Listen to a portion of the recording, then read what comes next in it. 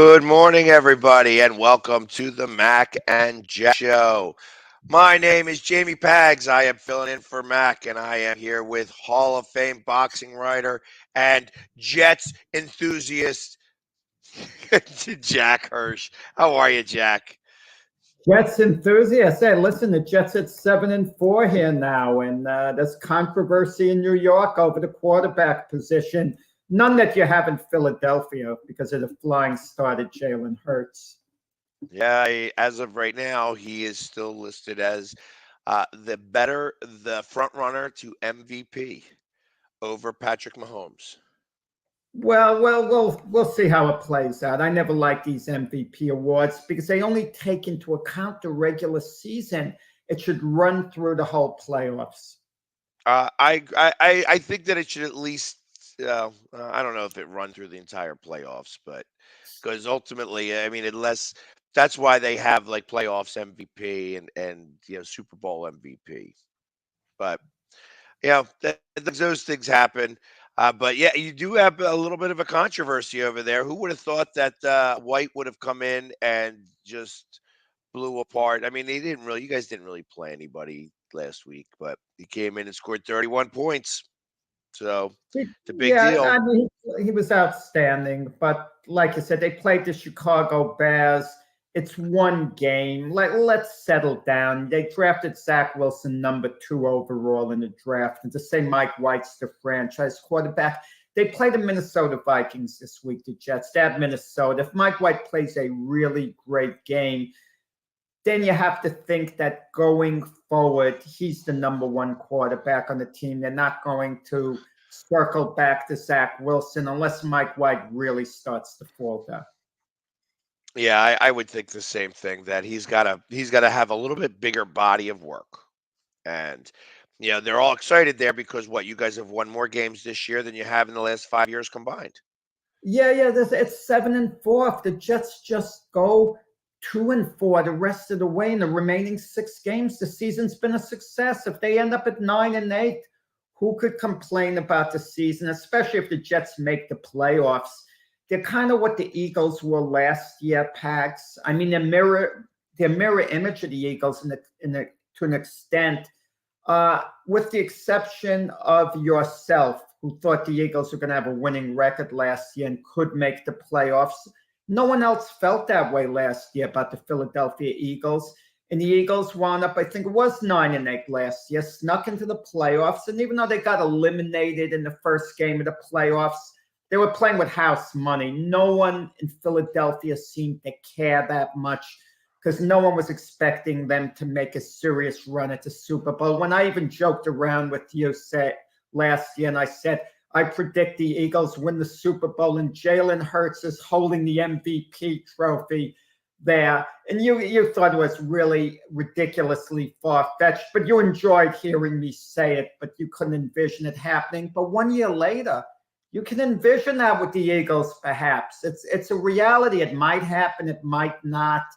But something tells me about this Eagle team that they're going to come up a game short of the Super Bowl. I don't know. Something irks me that they're going to the NFC Championship game and someone is going to upend them, be it the Vikings. Don't get mad at me, be it the Cowboys. Someone is upending the Eagles in the NFC Championship game, even though they've been the best team in the NFC to date. It wouldn't be a shock. It might surprise me, but it wouldn't be a shock. Something like that occurred. Uh, it's you mentioned possibly the Cowboys. I don't think the Cowboys are strong enough actually.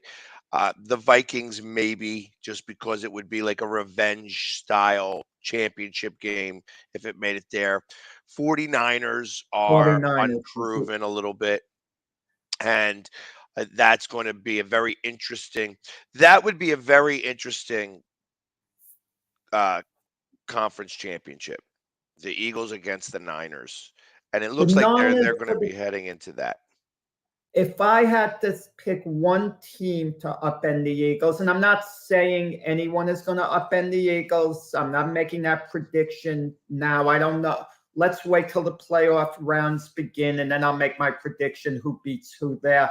But if I had to pick any one team in the NFC to prevent the Eagles from going to the Super Bowl, the team most likely it would be the San Francisco 49ers because they have a great, great defense. That defense could give Jalen Hurts some severe problems. Well, I would agree with you. I think that they are the one. I mean, you know how I feel about this. That this is, that the games are won on the offensive and defensive line. That when you have skill players, the skill players can only do what they do after the offensive line and the defensive line does what they do. So, and that's the one defensive line that I feel can compete with us is from the 49ers. I think their offensive line is okay enough. It becomes a matter of who's going to score more points. And when we go up against, there are the defenses that we go up against don't have to be great if their offenses are keeping up with us. We've learned that in Detroit. We kind of learned that with Green Bay as well. The Titans are going to be a very interesting mix because they do have a better defense. Wait, Pags, you got me confused in the AFC now. We're talking NFC. Well, we're playing the Titans this week. That's the only reason why I'm even bringing them up in the mix. So the Titans are going to be a good challenge for the Eagles this week because their defense is a little bit stronger. And in comparison to the defenses that we've played over the last few weeks, even Washington, when they beat us, Washington's defense wasn't so amazing that day. That they won that game for other reasons. It wasn't their defense that did it. Any team that beats the Eagles is going to have to beat them on defense. The Eagles can't beat themselves. I feel like happened with the Washington game that the Eagles beat themselves. They lost focus. They had a few issues and problems. They had luck wasn't on their side that day because they did get a couple of bad calls, but I'm not blaming the refs on that. There was just too many other things that happened. But ultimately, you have to remain focused. And I said that they would win every game that they remain focused on. When the only team that could possibly beat them when they are a focused team is the 49ers, I think. That's the only team that I see. And then possibly Kansas City. Let me ask you about the Jalen Hurts situation going forward. We're not talking about this year, of course, but we're talking about the next few years. Is it determined at this point that Jalen Hurts is absolutely the franchise quarterback for the Philadelphia Eagles and for the next few seasons? Okay, he's absolutely the guy. In other words, if his contract was up and the Eagles had to make a decision to make him one of the highest paid QBs in the league, making him a true franchise quarterback, would they go ahead and do that? Or would the Eagles show a certain hesitancy, kind of maybe wanting to see a little more, maybe one more season? Because let's be honest, he's exceeded expectations. Without a doubt. I mean, I said at the beginning of the year and at the end of last year that I needed to see 10 game him. Well, I've gotten 11 and they're 10-1. So, it doesn't matter. He almost single-handedly won that game yesterday or on Sunday against Green Bay. It was him that did it. And I know that the Eagles are trying to get above the curve here now. So my thought is that they are going to sign him, if not this season, because I think that they have some cap space that they could almost steal from in this season, that they would sign him to a long-range deal now, steal the rest of the cap space that they have for this year, make it a low cap hit next year, and then start to do it. going to wind up getting close to $50 million a year. He's going to break Kyler Murray's number. Who, Jalen Hurts? Yeah. I can't see it. I can't see him twice I don't see Kyler how they Murray. don't, because the truth of the matter is that the moment that they break the record of contracts, somebody's going to come behind them and break the record again. No one else is going to offer Jalen Hurts a deal to rival, let's say, Patrick Mahomes. No other team is going to do that. Sometimes a player's greatest value is to his own team. And that's the case of Jalen Hurts. I mean, don't I tell think me you are any very wrong. I think that you are very wrong. I think that you are going to see that teams would spend that money. Teams would spend I that love money. Jalen Hurts. Listen, I'm a big Jalen Hurts booster, but take the Ravens, for example. They're not guaranteeing the money to Lamar Jackson. And as good as Jalen Hurts has been, at this point, I wouldn't say he's better than Lamar Jackson. You can't say that at this point. If anything, you have to put Lamar Jackson a little ahead of Jalen Hurts still at this point, because Jalen Hurts is still a work in progress. He's coming along wonderfully. He's doing great. You know who the MVP is on the Eagles? The guy who's the MVP. It's not Jalen Hurts, not at all. It's Howie Roseman, the GM. The way he set that team up, Pags, that's your real MVP. You ever hear the term "build it and he will come" from the baseball movie Field of Dreams? It says, set him up with position players and he will perform. You hear voice. That's what you hear from Jalen Hurts. They set him up with all the pieces around him, and he's been great. He's been great. And Jalen Hurts, to me, based on his college pedigree, yeah, this is no fluke. He's a very good quarterback. There are different levels. There are the few quarterbacks who are great, who have this great upside. Then there are the quarterbacks who are very good. Jalen Hurts now is about as good as he's ever going to be. And to me, that's good enough. That is good enough. You can win a Super Bowl with the current version of Jalen Hurts. Let him be like this for the rest of his career. And the Eagles have their franchise quarterback. But don't put him up there like he's going to be one of the 3 or 4 elite quarterbacks in the league. Jalen Hurts will be about 8th, 9th, 10th best quarterback in the league, maybe going forward. And that's great. I mean, you can win a Super Bowl with guys like that. I don't know. I really have to disagree with you. And what is it going to take to make you change your mind? Is it going to take winning the Super Bowl MVP over Patrick Mahomes? Is it going to be a now? Go down the list of elite quarterbacks. You're not going to put him ahead of Patrick Mahomes. Well, yeah, but I'm saying, but my question becomes now.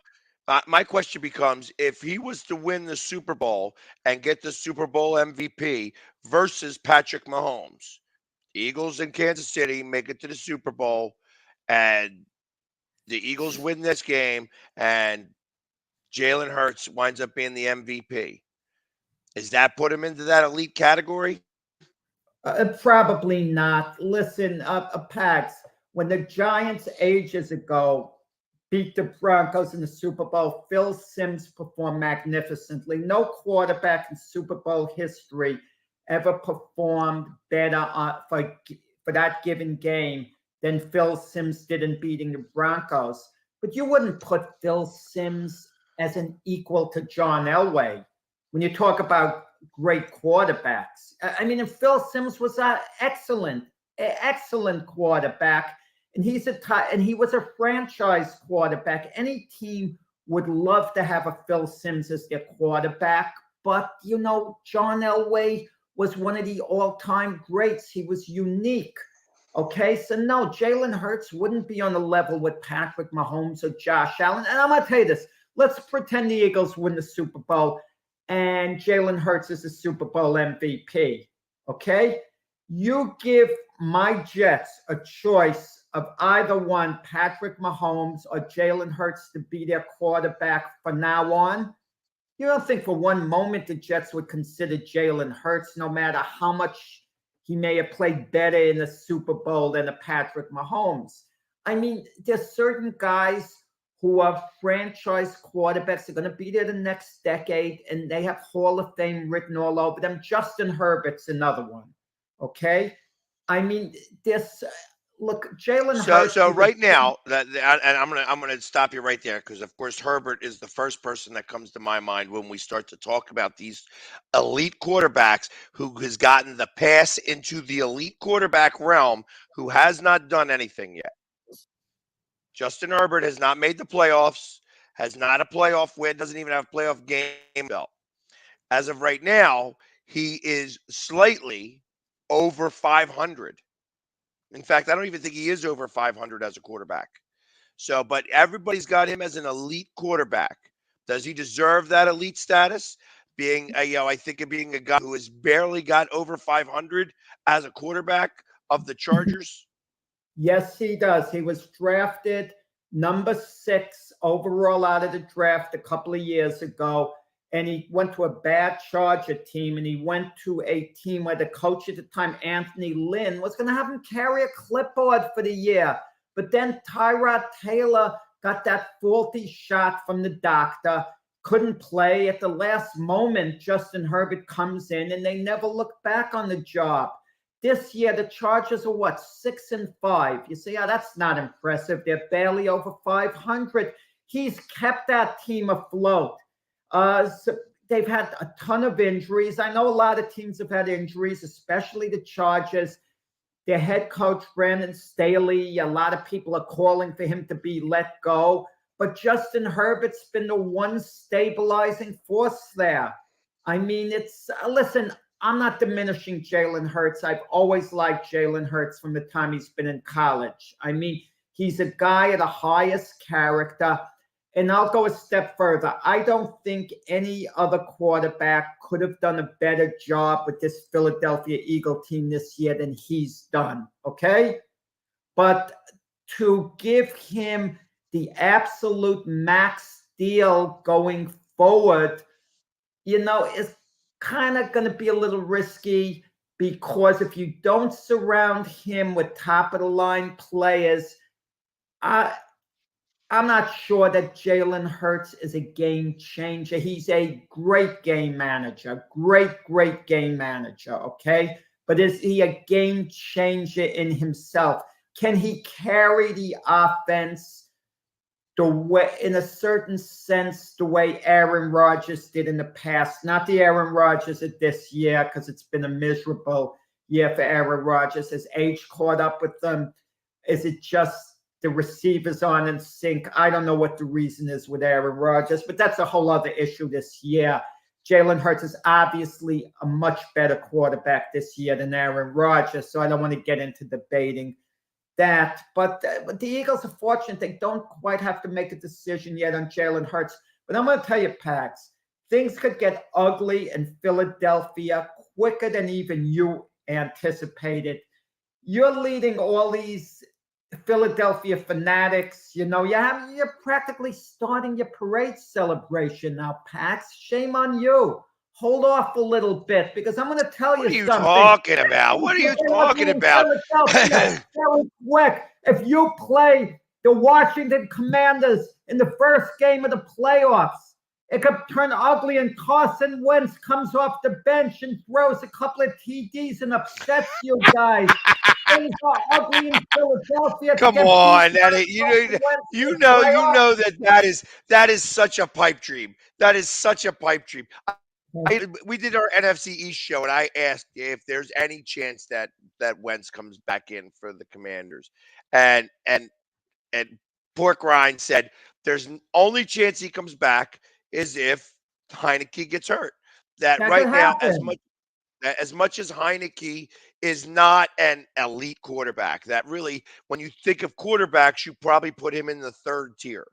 And when I think of elite quarterbacks in the NFC right now, any elite quarterbacks, are there any elite quarterbacks in the NFC East? Or not in the NFC East, in the NFC in general. My answer right now is no. Are there Not any Brady, altogether? not Jimmy Garoppolo is in the league. Jimmy Garoppolo's a excellent game manager. I think Jalen Hurts could be slightly better than Jim. He's slightly better. Well, this year he's been better than Jimmy G. But I think both of them at their best, you can make an argument it's pretty close. And maybe Jalen Hurts has a little tiny edge even there if he keeps developing, okay? Zach Prescott is pretty good. Don't sell Zach short, but he's not quite elite. He's got to take the next step, Zach Prescott, before we could consider him being elite. But he's pretty good, Zach Prescott. Dak Prescott. Again, right. confused So, myself. so when you think about all of the quarterbacks that are out there right now, I'm talking now throughout the NFL. I mean, how many elite are you going to put out there? You're going to put maybe Patrick Mahomes. He's elite. Josh Allen, you could argue that he is elite. You could also argue that he is definitely in that high-end top tier, but not elite because of the mistakes that he's been making as of late. Josh Allen's elite, Pags. Let him make mistakes. Who cares? I get it, but I'm just talking about the argument. You could have the argument in either direction. So, and then once you get past that, who else falls into the mix of elite? Well, listen, getting back just to the NFC, we said there are no elite quarterbacks. Throughout this year, because the Rams have been dreadful, Matthew Stafford's been hurt. I think Matthew Stafford, last year winning the Super Bowl, earned the right to be called elite because when he was with the Lions all those years, he was a very good quarterback on miserable teams, but a very good quarterback. So they finally put him on a good team with a position to win, and he led them to a Super Bowl victory. So I think you could also argue the fact that it wasn't him that won that Super Bowl, that it was the defense that won that Super Bowl. That Joe Burrows was going blow for blow with him with a much worse offensive line. Okay, Matthew Stafford is close to being elite. Let's put it that way. Right. I would put him in that second tier of very, very good. So you have certain quarterbacks who just need a little push to be in the short list of elite, and Matthew Stafford is very close to that when healthy, but not quite there. So let me ask you this question. Because there are two teams that only have one loss in this league right now. Who are you choosing? Kirk Cousins or Jalen Hurts? If I had to, now when you say choose, based on what? You have two 10-1 teams. One of those teams is going to lead the Super Bowl. They both got elite receivers. They both got pretty good defenses. In fact, I would say short of the fact that they played each other and we won that game because it was at home. Because I bet you if it was at Minnesota, it may have had a different outcome.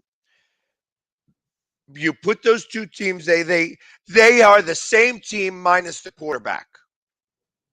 What quarterback do you want leading them into the Super Bowl? Wow. Oh, boy. Whatever answer I give you today, I'm going to give you a different answer tomorrow. How's that?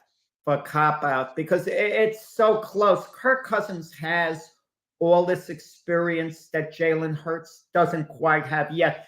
Jalen Hurts is still learning on the job and doing a great job, individually, but he's still kind of a little bit in the developmental stage. Still a little bit, which is fine because it takes a quarterback about a couple of years, and he didn't start playing till last year on a regular basis, and he didn't start the season really as their starter. I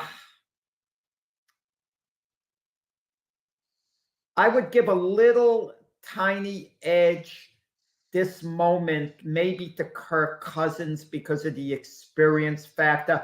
But I think Jalen Hurts has the. But you do know the Super Bowl. The Super Bowl is a primetime game. No, you want to know something, Matt? Jalen Hurts has been my guy from college. The heck with Kirk Cousins. Let me retract that. I didn't have to wait one day. I had to wait like 4 seconds. I'm going to go with Jalen Hurts. Jalen Hurts could use his legs better than Kirk Cousins can. So Jalen Hurts, I think, can improvise better than Kirk Cousins, but Kirk Cousins is a little more solid from the pocket. But Kirk Cousins is also a little more mistake prone at times. And I think Jalen Hurts has a better rapport with his teammates, from what I can gather. Okay. He has a very good rapport. Jalen Hurts reads the locker room extremely well. If Jalen Hurts has a bad game, there doesn't seem to be rumblings about him. There's been a little talk about Kirk Cousins being a bit of an eye guy. Someone was surprised to see him dancing with his teammates. They say, "Oh, did you see Kirk actually did that?" Like it was beneath him before. I think that was Wentz's problem with the Eagles. He didn't have the locker room. It was like a job, business. He'd come in, and a quarterback's got to interact with everyone, not only his offensive players, but the guys on defense.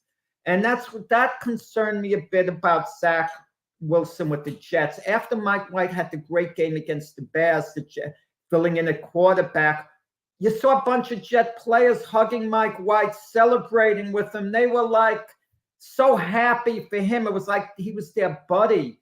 And you kind of wonder, did Zach Wilson, did he develop friendships with the guys? Did he go out to dinner with the guys, interact, joke with the guys, make the guys really want him to succeed? Because I feel even though every player is supposed to give 100%, if you like the quarterback a heck of a lot, you might put out that little teeny bit more for him. That's just my feeling. Well, I think that it becomes more a matter of, in Zach Wilson's case, since we're talking about the Jets, I feel that he is more concerned about his image than he is about his field, and that started to come out in that press conference. And it's like, okay, well, now you got that, and you've upset your entire locker room. Now what? Now we're going to bring somebody else in, and here it is. You got this guy White who is, you know, comes in and is a different voice, and the different voice is welcome. That's all it is. Is that his voice was compared to other voice that they were hearing, and they get a little energized by that voice. I kind of liken it to the exact same thing that was going on with Wentz and Foles. That Wentz was a great voice for 2 years, winds up getting the ACL injury, and then you have Nick Foles, who was always in the background, coming in and winning the game and winning the Super Bowl. Now, obviously, it was we all we need type of situation that entire year. Go to the following year now. You have Nick Foles starting us off because Carson Wentz really isn't ready yet. Then Carson Wentz comes out there, and Carson Wentz is now got the weight of the world on his shoulders because he feels like he must perform to the nth degree and win the Super Bowl. And that's what he was trying to do. He was trying to win the Super Bowl with every pass that he threw. The problem was is that the team just won the Super Bowl and they weren't in that mentality level.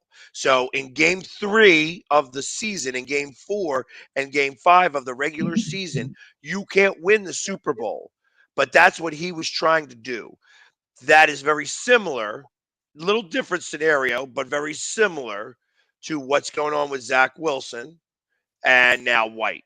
Is that Zach Wilson was the starter last year, comes in this year, gets hurt, has to fight to get back in on the field. He gets back on the field. He may not be operating at 100%, but he's giving it everything he's got. And the words come out wrong. Then you start talking, and somebody hasn't shut you up because that's what happened there. He started talking too much. He needed to just be quiet. He needed to take the responsibility. He didn't take the responsibility. He started talking. And truth of the No, it matter is wasn't. once you It wasn't. Things get blown up, and I can understand why. But just quickly with Wentz, Wentz did play a big role in the Eagles winning the Super Bowl with what he did during the regular season. And people shouldn't forget Wentz's contribution. But unfortunately, they just noticed Wentz wasn't there for the end of the season in the playoffs. But he did put the Eagles in a good position the year that they won the Super Bowl. He performed at a very high level when he was the quarterback before he got hurt. As far as Zach Wilson went, had Zach Wilson just said when they felt, did you let the defense down? Had he said, you're darn right, I let the defense down, I let the offense down, I let the coaching staff down, I let our fans down, I let myself down, I let everyone down. I'm embarrassed by the way I did. I just want to apologize to everyone the way I did. I'm going to make it up next week. I'm going to practice harder than I ever have before for next week's game. And I'm going to, I'm going to perform at the level, that I should. And this is unacceptable the way I've played and let my team down. He would have been the quarterback the next week. I think they wouldn't have yanked him. They would have been upset with the way he played, but they would have said, okay, let's see what he does. Bill Parcells always used to say, when a young quarterback messes up, he wants to see the way he could come back the next week. Show that attitude. But instead, he said, Zach Wilson, no, I'm not to blame. Had he tried to modify it by saying, look, we win as a team, we lose as a team. If he said that in the beginning, he said, look, I was terrible. Let's be honest about it. I was awful. I'm disgusted with myself. This is unacceptable. This is going to be corrected by next week. I'm going to get this corrected very quickly because this is unacceptable. I can't let these guys down, even though we win and lose as a team. But instead, he just made a bland remark. No, I don't feel I let anyone down. And he played so poorly. He didn't read the room that his team was disgusted with him. Look what's going on at Denver right now. Russell Wilson, whether or not you believe he should be a Hall of Famer, and you've talked about it, Pags, you've expressed some doubts. He is going to get in. He is going to get voted in, whether you think he should or not, based on his work at Seattle. He might lose a few votes the way things are going at Denver, but I think he's put enough money in the bank, basically, to get the votes to get him in based on his years in Seattle. But look at the way the team has turned on Russell Wilson. These are guys who haven't accomplished nearly the amount Russell Wilson has in the NFL, yet they're yapping at the quarterback. One of his offensive linemen got in his face. They're treating Russell Wilson like he's some free agent rookie who was given the job or whatever. They don't have much patience with him. They're exasperated. I mean, it's like the defense, the offensive line, everyone else, you can't expect them to do their job week in and week out and not get results because they feel you're not doing your job. And maybe the feeling is to Russell Wilson, you're too good for this. What the heck is going on, man? You've accomplished things in the past. You could do it again, but you're not doing it, and we're fed up with it. What the heck is going on at Denver? But the problem at Denver is they're locked into a long-term deal. They can't just cut them, eat the money, because what they've lost in draft choices, the cap hit they're going to take, they're stuck with Russell Wilson at least through next year. They've got to try it. They just can't move away. Can they salvage things in Denver? What would you do if you're the Broncos? And I don't want to hear, just cut him, get rid of the bum. Okay, or one of those. You can't now. You can't. And truth be told is that you have to. So what's going on in Denver is a lot bigger than just Russell Wilson. I think Russell Wilson is the calling card that everybody sees there because of how big a deal he was and that signing was there. Truth be told is that Russell Wilson is just is just another card in that deck. They sold the team And all of a sudden, the culture that was there as the Broncos has gone into upheaval. That everything that they remember of this franchise has now changed overnight. And in the process of that, that has created a ripple effect throughout the entire franchise. Now, of course, Russell Wilson spent that money. And do I think Russell Wilson will be as bad of a quarterback next year as he is this year? No, I don't think he will be. I think he will get better. But that's because he absolutely stinks right now. You have no choice but to get better. And he's a better quarterback. He cares too much about his craft to just sit back and do nothing. So, and that's what some people would do. Some people would quit.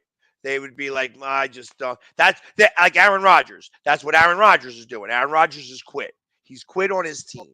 He's saying he's going to play. He's doing everything he wants to do, but he's quit on his team. And I feel that that's the same way with Russell Wilson right now, except Russell Wilson will not quit. He will want to be better and act better and be better next year. The problem is that he's got to take an off season to do that and do it right now. And everything, all the cards are laid out on the table. They've been dealt their hand this year, and their hand sucks. They have to fold, and that's the problem. Pat, shame on you for calling Aaron Rodgers a quitter. This is the man who's a back-to-back MVP these last 2 seasons, not this year, back-to-back MVP. I think the problem with Aaron Rodgers in part this year was in the past, he's been so great. He's been the type of player, the rare type of player. He can get out of bed in the middle of the night and quickly suit up in 10 minutes and hit wide open receivers. It's been so automatic from his whole life. And all of a sudden, he turned the switch on, but the light didn't come on this year.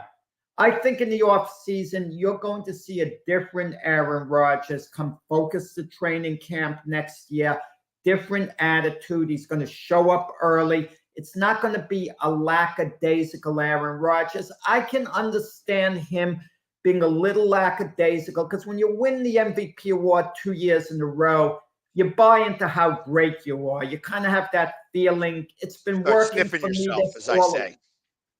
All along. Yeah, he became a little full of himself, but now Aaron Rodgers has been humbled, and it's kind of became too late in the year to do anything.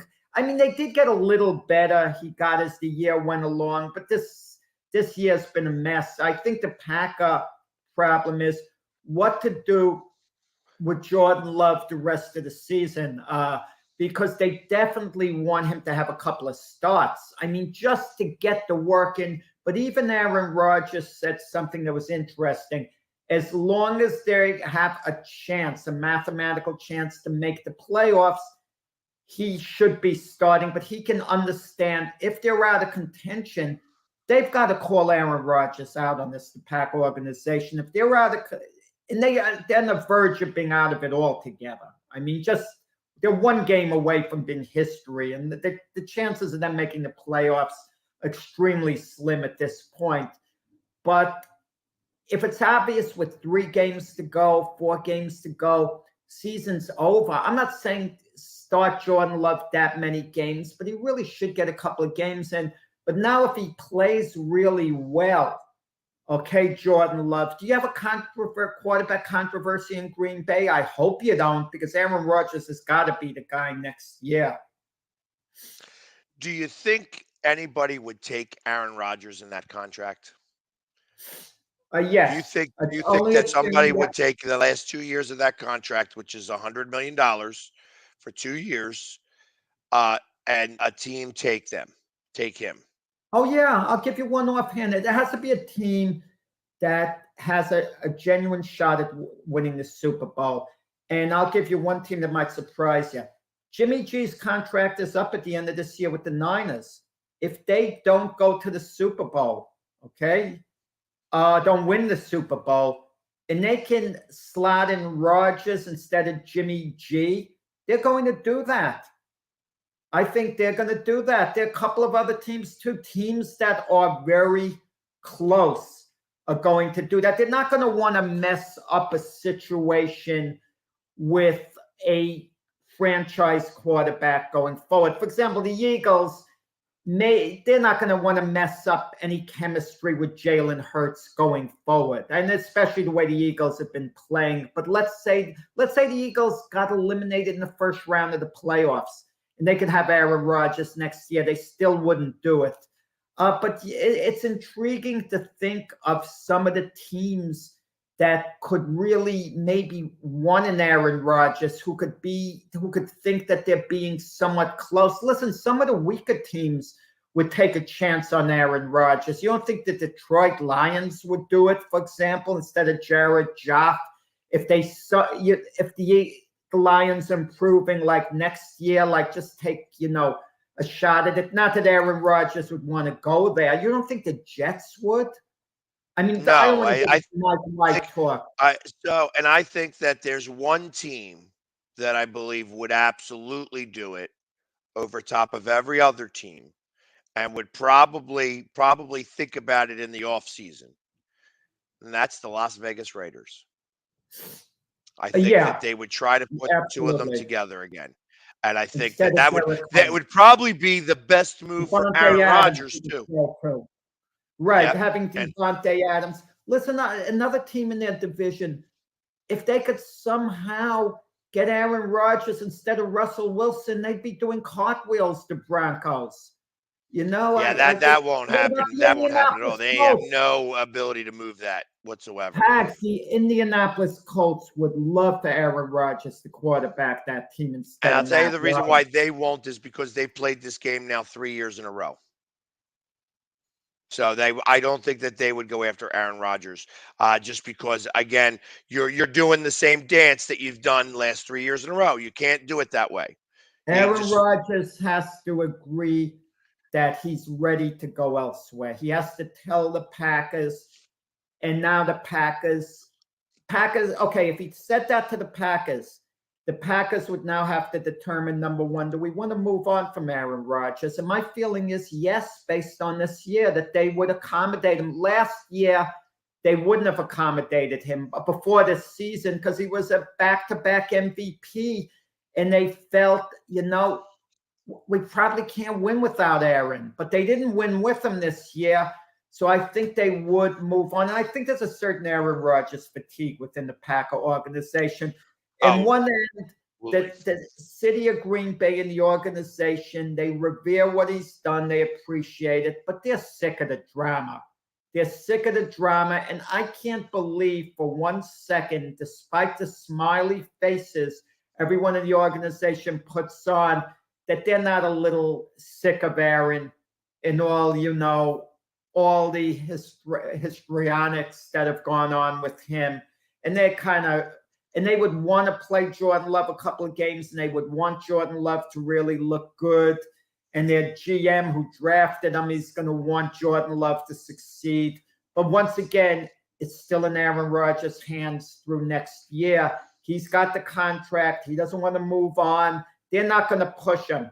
The Packer organization is very careful not to say anything that could antagonize Aaron Rodgers. They know they better be on their best behavior because you ever hear like Big Daddy's watching you, Big Aaron is watching them to hear if he hears any voices of dissension. So even this week, Aaron Rodgers' ribs are hurting, this and that. They didn't know whether he could play.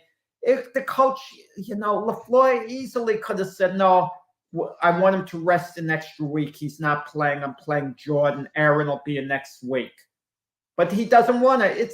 He's like, Aaron Rodgers is like coaching that team still to an extent. He's still the most powerful voice in the organization until they're sure he can't do it anymore. And that would be next year. If next year this type of play continues, then they're going to be ready to clamp down on Aaron at that point. I would agree. I think the only other team that I think could possibly make that type of move that would be able to pull Aaron Rodgers out of Green Bay could be the Saints. That's the two teams, as I say, Las Vegas and New Orleans, I think, are the two teams. New Orleans doesn't have a really good win. Well, Raiders intriguing, but yeah, Saints. The Raiders have, I think, a better team, and I mean, I guess you could talk about the coach. Is the coach really the issue? Is he going to make it? Would you have kept him? Would you keep him if you didn't have so many years left on his contract? I think that the problem is ownership over there in Las Vegas.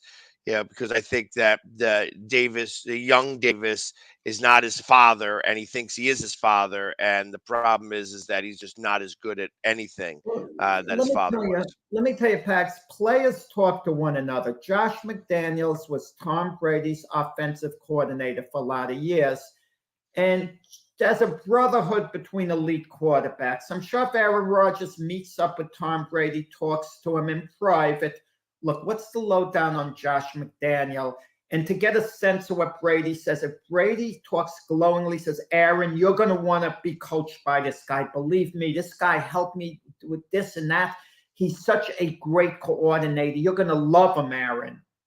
That plays a role, in him thinking, wow, I might want to hook up with Josh McDaniel after all that Tom said about him. Speaking of Tom Brady, we talked about Aaron Rodgers maybe being replaced at some point by Jordan Love. There's no talk about this with Tom Brady because for whatever reason, the Buccaneers don't have a backup of the stature of Jordan Love waiting in the wings. So who do you replace Tom Brady with? So there's no talk. And also the Bucs, as bad as they've been, they're clinging on to first place. Unlike the Packers, if the season ended today, the Bucs get up, they're in the playoffs. Yeah, and obviously they'd be one and done because I think any team from the NFC East would beat them, that's who they play. I think right now they would be playing the Cowboys, and there's no way that the Cowboys would lose that game, even though the Cowboys are not very good offs. They've only won 3 games in the last 25 years in the playoffs. I think that any team is going to beat Tampa Bay. That being said, teams that make it to the playoffs with losing records win their first playoff game. It's interesting how that kind of works. The only team that did not was Washington 2 years ago against Tampa, as they made They it gave to him a the good game. yeah, They they gave him almost they a game. almost did. But like I said, you're right. They don't have anybody that could back up Brady right now, and it shows. That team got old, and so did the Rams. The Rams went from Super Bowl winners to old, and the Buccaneers. It took 2 years. They went from Super Bowl winners to playoff, Super Bowl contenders to old, and that is part of the reason why the NFL in total stinks this year. I think the NFL has got a terrible product out on the field in No, general. there's parity. There's parity in the NFL. I mean, it doesn't mean because you don't have the super teams, it doesn't mean the product, the quality's gone down at all. We were talking about Aaron Rodgers, Tom Brady, and it made me think of Peyton Manning and some of the other elite quarterbacks. It seems that they're not anxious to have great backups behind them because they don't want someone peeking over their shoulder. I mean, Brady had Jimmy Garoppolo peeking over his shoulder, and reportedly he wasn't thrilled about it because there were some whispers about Garoppolo maybe replacing Brady in New England. Peyton Manning never had a top of the line backup behind him. It's as if he didn't want to. I mean, and Aaron Rodgers has Jordan Love. If he didn't have Jordan Love behind him, there wouldn't be any of this talk. Should Aaron be playing next week? And you just look around the league, and the backup quarterback should be a vital position, Pax. To me, it's a very important position because your starting quarterback is one play away from having to conceivably be out for the season, and your backup has to be able to come in and carry the team. It's so important. And some teams just aren't ready in the backup position. I agree. I agree, and we've seen it. We've seen it. The Eagles specifically. Having a good backup is worth a lot. Minshew. You know what I mean? Well, not even with the Eagles specifically now. I'm talking even back, 5 years ago, where we won the Super Bowl. Having a great backup Wait, was wait, wait, wait. important. Oh, yeah, yeah. No, that was good with Foles, but I wasn't impressed when the Eagles tanked that game to the Redskins to deprive Well, the that wasn't a Giants good from going to backup, the and it playoffs. doesn't matter. Yeah, Yeah, see, whoever was that guy, don't cry, don't Sutherfield cry or for the Giants. I come on, finally that got guy rid of was all my inept. tissues. The guy was inept. He Yeah, was but that was fine. And terrible. you see, he's not in the NFL anymore, The so it Eagle doesn't matter. players were exasperated on the sidelines. They were looking towards Doug Peterson like, we want to win this game. Why aren't you allowing us to win this game? I mean, they didn't deliberately throw the game, obviously, but if when you're putting your players in an uncomfortable position, it's not good. Listen, even the Indianapolis Colts, when they were 14-0 and Jim Caldwell was their coach, rather than go for an unbeaten season, they yanked Peyton Manning, and Peyton Manning at one point is going to Jim Caldwell on the sideline saying, you can put me in. I'm ready to go in again. You took me out. I want to play.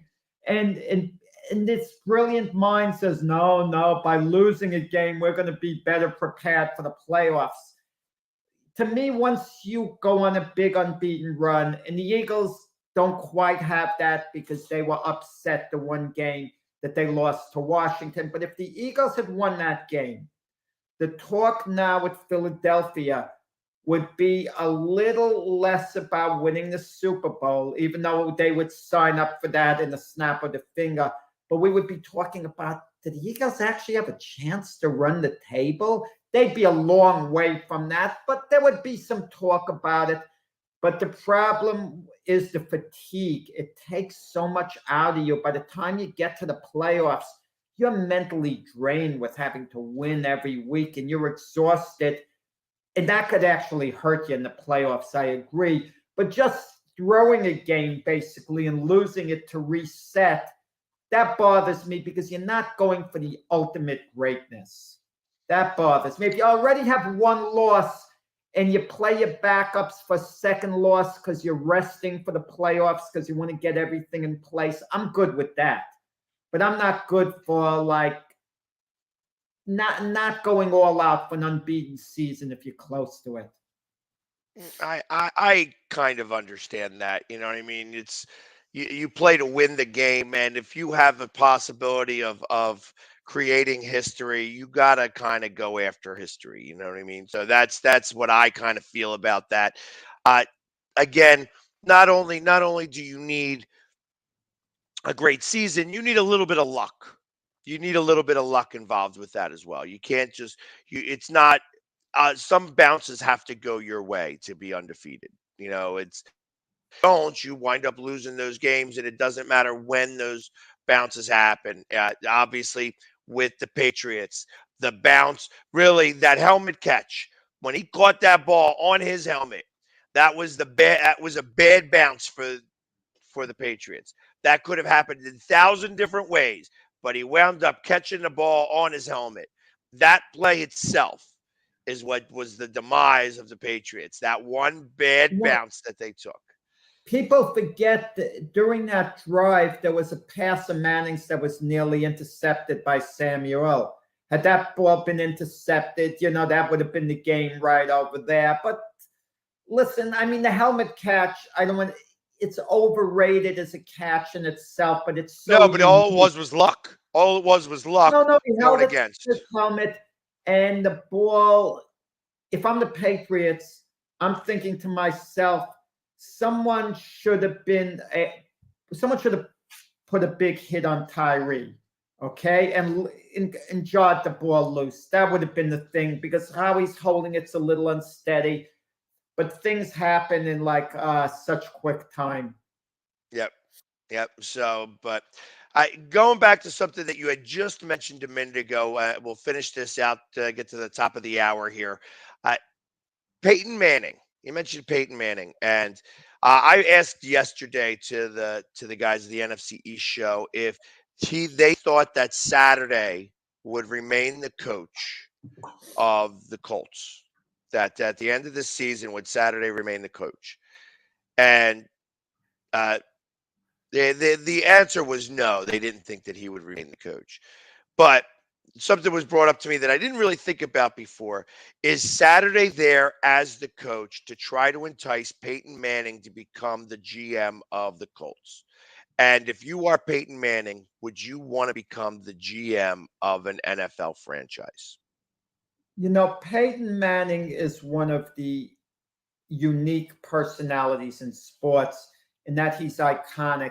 The vast majority of players, and I'm including Hall of Famers in this, the vast majority of Hall of Famers, when they retire, they just become other guys. Very few athletes are so big and iconic, they don't have to do anything to get people to surround them at airports and look at them like they're stars. Manning is one of the guys who could do that. Tom Brady's one of the guys. They're, in a sense, as big as the game in a certain way. Okay? Peyton Manning has so many things he can do with his life, and he wants some family time. He doesn't want to be tied up at the office all the time. That's why he hasn't taken an exact job that would take him away for so long. Because once you take a high-profile job, and you're Peyton Manning, if you don't succeed in it, you're tarnished for good, for the most part. And I'll give you a case in point. Even though Urban Meyer's looked at as being a bit of a clown, right? But before he took the Jacksonville job, Urban Meyer was hot property as a coach. You figure he could get any job anywhere. This is the great Urban Meyer. He's a legend. He's tarnished. Phil Jackson, look at what a great coach he was with the Bulls and the Lakers. He was iconic.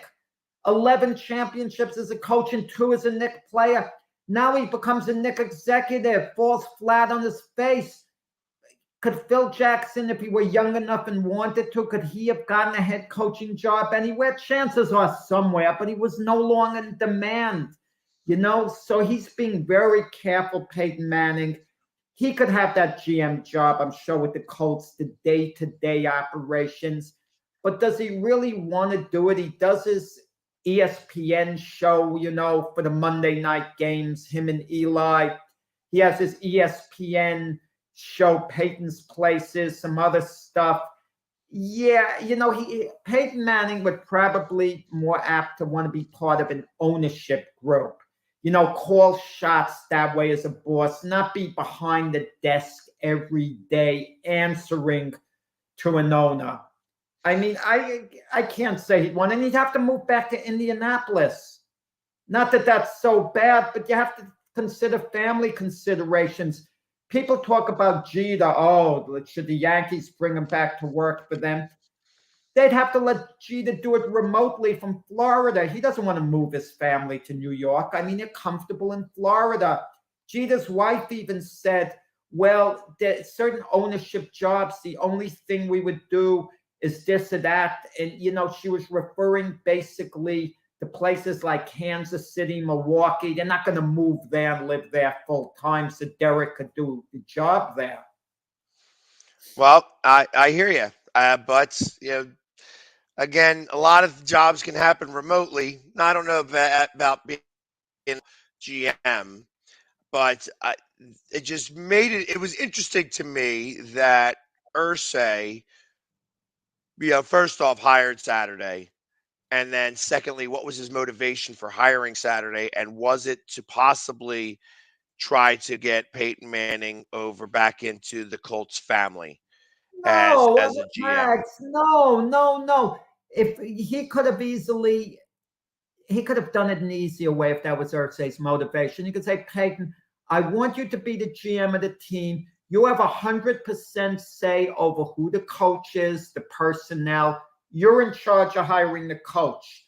I won't even sit in on the interview with the coach if you don't want me to. You tell me who you want as the coach. We'll work out the contract to get the coach to come over. You're 100% in charge. No, Peyton Manning, I don't want to say he's been a bit like John Elway because people perceive Elway as an executive being a bit of a failure. And Elway wasn't a failure. As an executive, he took the Broncos to 2 Super Bowls and they won 1. He's the guy who got Peyton Manning to come over to Denver. So to me, Elway's actually been a success on balance. But Peyton Manning's history of personnel. He's the guy who recommended Adam Gase to the Jets as the head coach. He sang the virtues of how great Adam Gase was. And look at the way that worked out. It worked out awfully. So there's your answer. Yeah. Well, and there we go. At least, so boy, we're at the top of the hour. Let's take a quick few-minute break here to do some commercials and a station identification, and we'll be back just after these commercial messages. And where are we at? Sorry, I'm a little bit slow on the draw here. Let's go. Trisha's having a sleepover tonight. Can I go? I wonder about Lucy's friends. What should I say? I know you're only 10, but one of these days a friend will offer you a drink. And alcohol at your age can lead to so many things. None of them good. So can I go to the sleepover? Lucy, I want you to promise me I something. finished my homework. Bigger promise. If there's any drinking, I want you to say, "No thanks, not my thing." Mom. I promise you. Your real friends won't care. Deal? Sure. Really? I promise, Mom. They really do hear you. Did you pack your toothbrush? For tips on how to start the talk, visit underagedrinking.samhsa.gov, a public service message from the Substance Abuse and Mental Health Services Administration.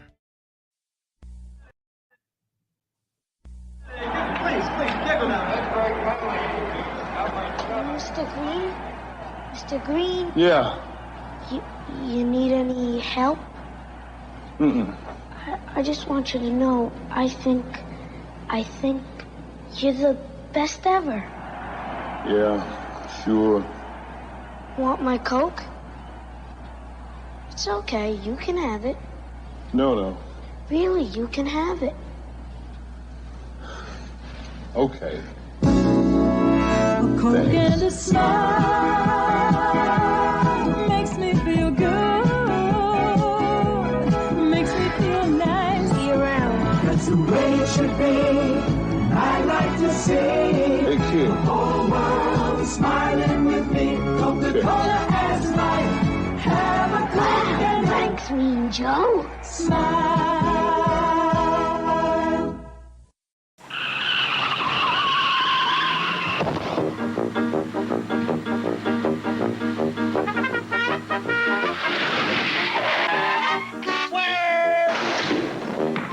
When you drive to Wendy's and order a single, you get more beef than the Whopper or the Big Mac.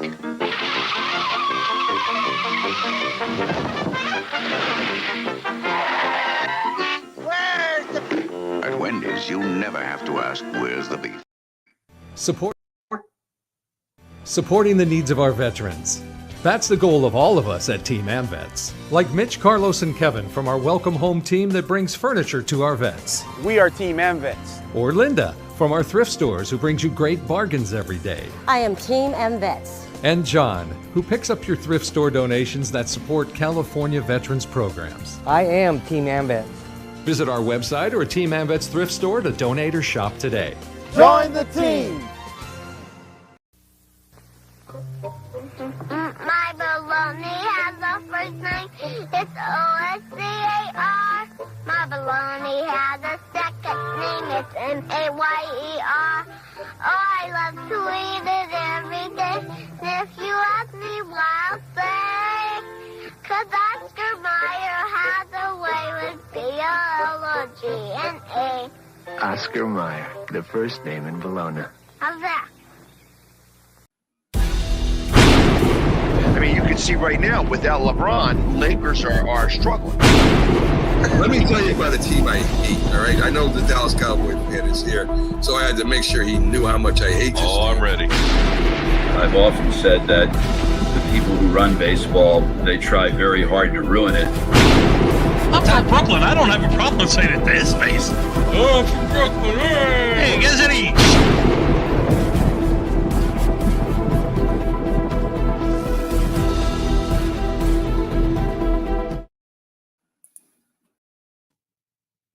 And we are back to the Mac and Jack show.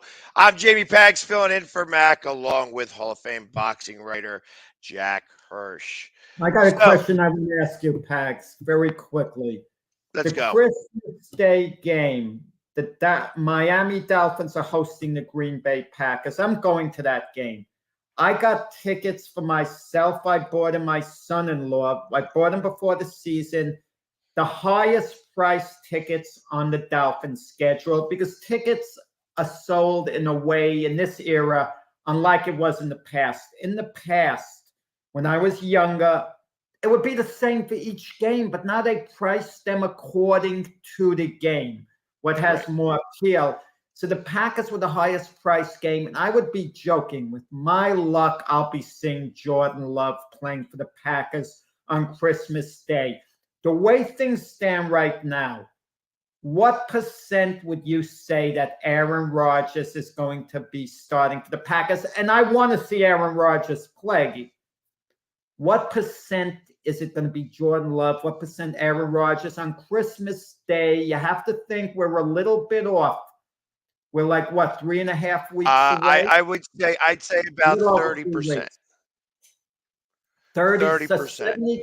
70% chance Aaron Rodgers. I mean, Jordan Love. No, 70%, Jordan Love. Aaron Rodgers. Let's call it 60% Jordan Love and 10% whoever else they might have on the roster. Yeah, Not good, man. I didn't pay all that money for that. I paid my money to see Aaron Rodgers. So yeah, but you can't help those. I don't want to see Tua start lighting it up and being the big sensation of the NFL by the end of the month, because that's not good for the Jets. Right. So, I mean, hey, listen, the fact that you're going to be in Miami for Christmas should be, good enough. Well, I want the Packers to win. It helps the Jets within the division, so I've got a rooting interest there. Good luck with that. Let's see how that works out for you. Because as of right now, the Dolphins are the darlings of the AFC. They're not the class of the AFC. I'll still give that to Kansas City, and you can still even put Buffalo above them there. But I think that right now, the Dolphins are the darlings of the AFC. That they are the ones that they are trying to promote a little bit. And it's about time. You know what I mean? They're pretty good football over there in Miami. So especially after such a weirdo season with Flores, to come back and to be in first place in the AFC East is something that's pretty worthwhile. Pags, we've talked football because I'm trying. You're a bit depressed. You're a bit down with what's going on in Philly sports. So I'm trying. I'm not depressed, but I was going to bring that up right now. I was going to start it off with basketball as we got off of the top. Come from the top of the hour. Last night, the Sixers got crushed by Cleveland. Now, Cleveland is a good team this year. Cleveland's been playing pretty well. They right now have the 3rd seed in the East, and the Sixers are in the 4th seed. Now, the Sixers have been playing a lot of games in a lot of days. I think that yesterday was their 6th game in 9 days. So that's a lot of basketball to be played. They got crushed by Cleveland. Who I think the final score wound up being 28 points or maybe even 30 points. I picked Cleveland to go to the finals at the beginning of the season. Keep that in mind. Okay, that's fine. And the press conference game afterwards, Doc Rivers said that this was a scheduled loss. And, they were talking about it on Sports Talk Radio last night as I was listening for a few minutes. And I'm like, I don't like that thought process just in general. I understand that in an 82-game season that you're going to have losses that are figured into the equation. And when you have a lot of games and there's a lot of situations occurring where it's just you're not going to have all your legs underneath of you, that you're going to have blowout losses like they did. And it's just the fact that it came against the team that you are competing against right now for 3rd place albeit 20 games into the season. We're only 25% into the season right now. It's still to hear a scheduled loss against somebody who is above you in the seedings. How do you feel about just that statement? I mean, he said it the wrong way. That's the problem. You can't start calling something like a scheduled loss. I mean, let's be honest. Teams reset. Okay, they're tired. They just want to regroup, I use the term before, playing with house money. If they win a game, fine. If they don't, at this point in the season, wins and losses in itself on a given game aren't that important in this point of the season. It seems like the whole NBA, it's about gearing for position for the playoffs, getting the top 6, not having to be in the play-in.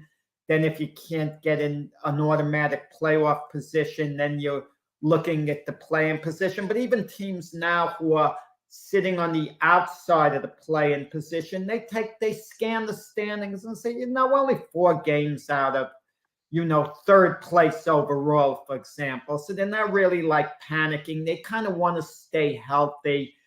And with the Sixers, I think a bigger problem is not being concerned about what Doc Rivers said. I think they have to look not just towards this year, but towards the future.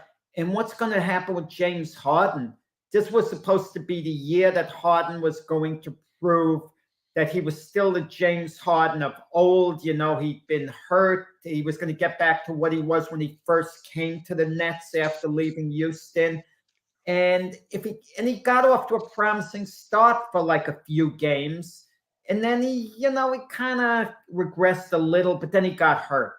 But if a player can't stay healthy, and start, especially an older player who becomes injury prone, how do you invest in them going forward?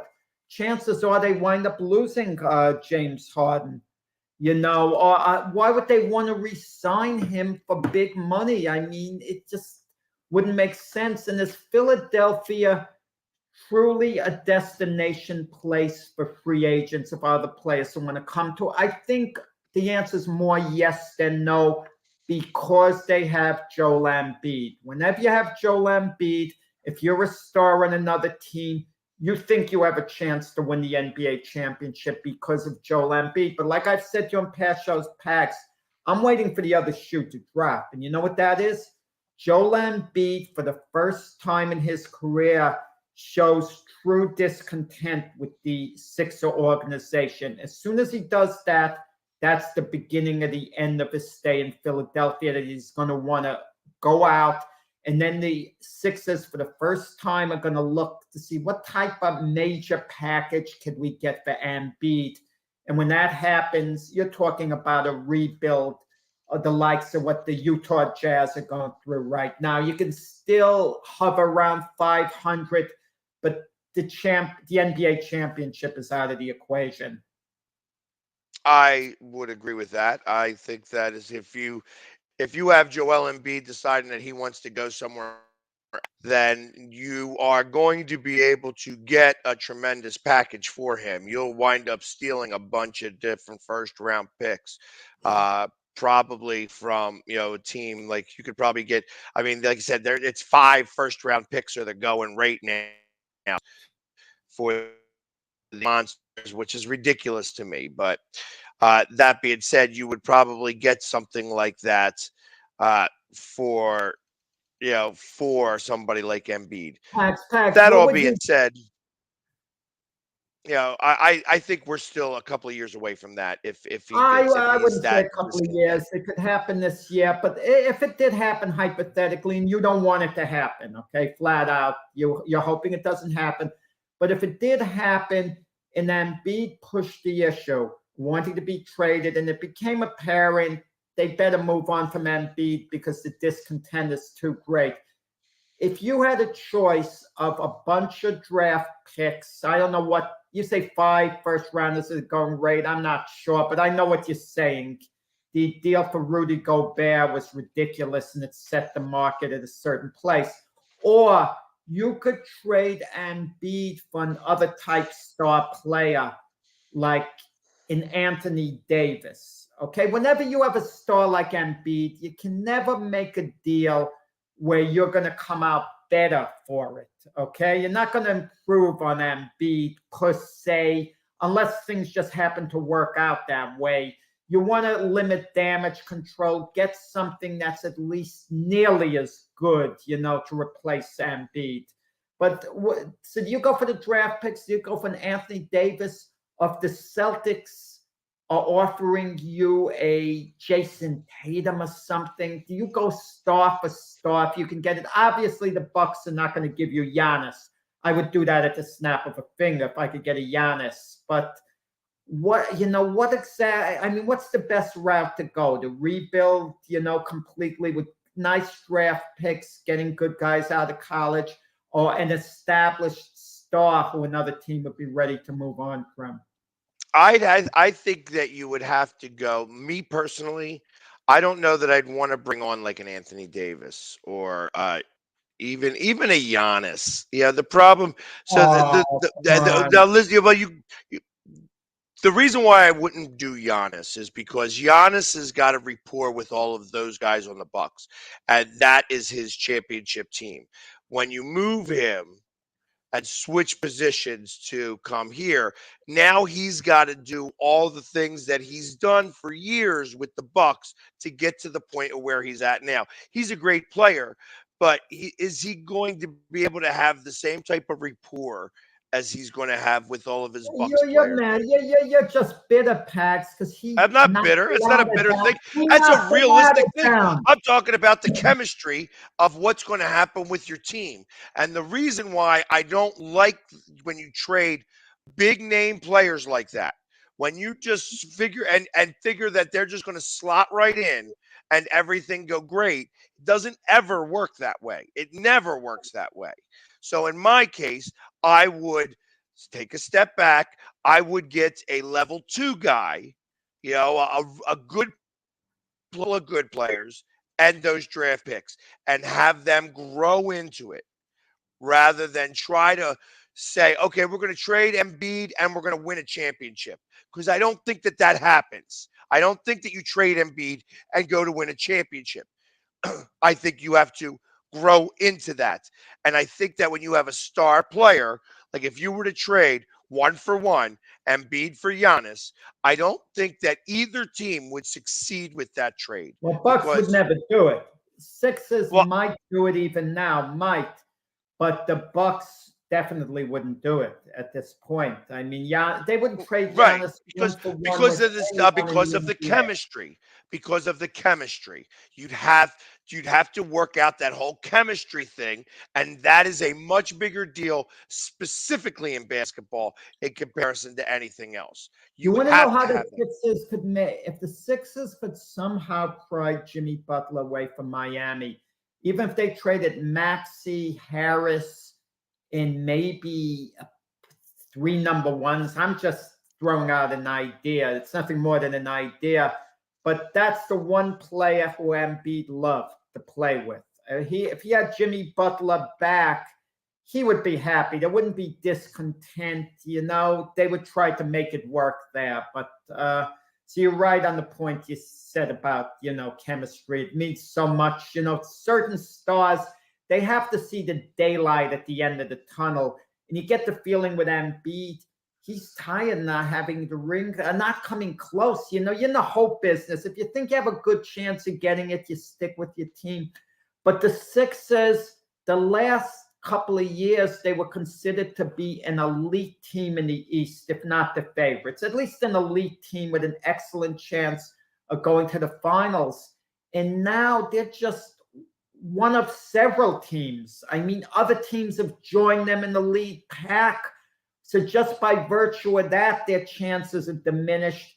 And the one hope they had, if James Harden had a rejuvenation this year, maybe Harden comes back late in the year and starts tearing it up. You never know. I mean, he's been on the bench. He seemed to have at least bought in while he's been inactive. At least it seems that way. So maybe Harden comes back with a vengeance. They start winning, and but despite the Celtics' great start, they can be had. I mean, a number of teams that could come out of the East. I agree. And not only that, I would also think that there's a piece of me, and I don't ever talk about people's injuries and stuff like that, but there's a piece of me that believes that Harden is on the bench right now waiting for like the last 15 games of the season to come so that he would be fresh for the playoffs. That's what I believe. I believe that he's going to take him 7 to 10 games to get his feet back under him. So he'd be playing limited minutes in those. And then for the last of the season, going into the whole playoffs, he is going to be as fresh as you're going to be able to have a 33-year-old Harden. Could I tell you something with Harden? Harden is primarily, and I can't say this for sure, I can't read his mind, but it would be my feeling that Harden is mostly focused on the mega contract that he wants to get more than he is winning the NBA title. Now, they go hand in hand. If he does come back with 15 games and he's great throughout the playoffs, they go to the finals, win, yeah, he's going to get the deal. But I can't believe Harden's holding out, because the more games he misses, he's devaluing himself. Teams are going to look at the amount that he was out this year. I hear you, but I think that, I mean, let's face it, he ain't about to go broke anytime real soon. No, but it's the Sixers could offer him the best deal. The question is, are they going to want to re-sign him? I mean, that's the question. And I'm going to tell you too, and if he's holding out, when he could play, just sit. I wouldn't be surprised. Listen, I wouldn't be surprised that this isn't just, that Harden's holding out. I think that is more of a combined effort. Like I said, I don't know. I don't have that type of knowledge about the franchise in general. But my thought is that Harden and, everybody it's involved in this whole mix knows exactly what's going on. And hey, listen, you're injured. We're going to make sure you are definitely 110% ready to play. No sense of bringing you back anything less. We want you at 110%. So, and if it takes all season for you to get to 110%, to like 12 games left, 15 games left in the season, get your legs underneath you, and then get ready to go play in the playoffs. It wouldn't surprise me in the slightest bit for his season to go that way, because he is old. I mean, listen, the year that Toronto won the championship, when Kawhi Leonard had that quadruple bounce against the Sixers, Kawhi Leonard was out most of the season. He came back to play the last little bit and literally won the NBA championship almost single-handedly. I mean, they did have a couple extra players on Toronto, but he single-handedly won the championship. And now he was out most of that season. They are taking a page from that book. And let me tell you, Kawhi Leonard was able to play. He was able to play. He just didn't play because they were more concerned about the playoff run, and he did not want to get hurt in the regular season. But he showed his worth in the playoffs, because right after that championship, he was out of Toronto. Yeah, you kind of wonder. Kawhi Leonard, to this day, they love him in Toronto just on the 1 year he was there. He's always going to be a Raptor favorite. The fans always going to love the guy based on the 1 year they won a championship. That's a city that values championships. And you kind of wonder, had he stayed with the Raptors, even if they didn't win anymore, he would have been a big fan favorite. He wouldn't have been diminished. They wouldn't have turned on him. So he goes to LA because I guess he wants to be by his hometown to play for the Clippers. He's been hurt a lot. Has he been hurt to the point where he's had to miss as many games as he's had? I mean, I'm not in the trainer's room. I'd have to assume, he's genuinely hurt. But I know there were problems with Coach Pop at San Antonio why he was out of there. So that's a red flag. He was entitled to leave Toronto if he wanted to, as a free agent. But it's you just kind of wonder why players make a move. Most players like to stay with storied franchises. Some just like the city, and Kawhi Leonard to go to the Clippers. He wasn't going to a storied franchise. He liked the city of LA to live there. But you even look at the NFL, like players, for the most part, I'd assume Green Bay wouldn't be their first preference. But before this season, Green Bay was a great destination point, like Buffalo is now. Let's be honest, the majority of players would not want to live in Buffalo.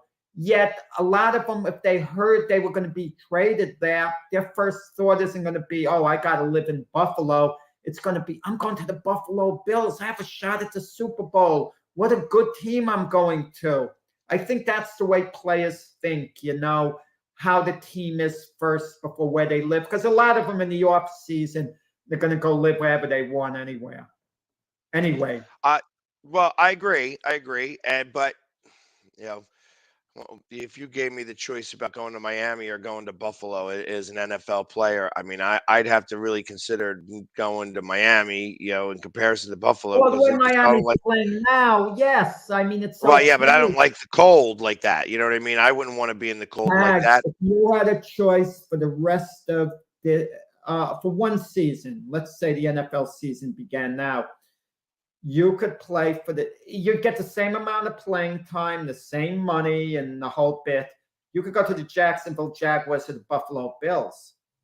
I mean, come on, you go to the Buffalo Bills. I mean, because you have Josh Allen throwing it to you, you have a great chance at the Super Bowl, as opposed to a rebuild situation in Jacksonville. I'm just saying, as a player, you're not going to think, oh, I could be in the warm climate of Jacksonville as opposed to the snow in Buffalo, because the games in Buffalo are so much bigger. There's so much more prestige there. Oh, Pax, you've had a hectic schedule. I mean, you deserve to have some sympathy. I mean, you had to do things overtime this year because of the Philadelphia Phillies World Series run, the unexpected run of the Phillies, deep into the World Series. I mean, right. I mean, if you had a chance to rest or what? No, not really. I really haven't had a chance to rest. As I think about it, it's like literally, I still haven't recovered from the month of October into November. I mean, you think about it, baseball never went so deep into November. Like never. I mean, you saw the Yankees do it that one time where Jeter got to be called Mr. November. That was second. And that was the end of the World Series there. We went to November 7th, and literally that was because the beginning of the season wound up going to the end of the season. That's why we were in Houston at the end of the season. We were supposed to start off with Houston, in the beginning of the season. So it's funny how that all worked out. And then, like, literally, when you have the Eagles doing as well as they have, the Flyers started out amazing, so there was a lot going on. Well, and like I said, it still hasn't recovered yet. It's an Eagle town. There's a lot of excitement in Philly with the Eagles right now. The rest of the team, the Sixers, have become kind of dull for the moment. They've kind of flattened out. We'll see where they wind up. And the Flyers, after this nice start, they're reverting back to their old self. But, they didn't have high expectations. The Phillies, they're off to a bad start already for next year. Bryce Harper's out half the year. Not a good start. Did they try to that was also because he got Tommy John surgery. He had Tommy John surgery, so. No, but the point is, the Phillies have a little bit of a dilemma.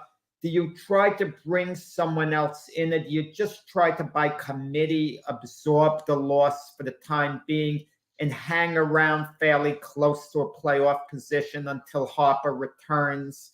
Not an easy thing figuring out the timetable. The good news is Harper's going to return at some point in the summer. And the Phillies, people are looking, they're one of the teams that they're going to probably sign a high-profile free agent, at least try to do it.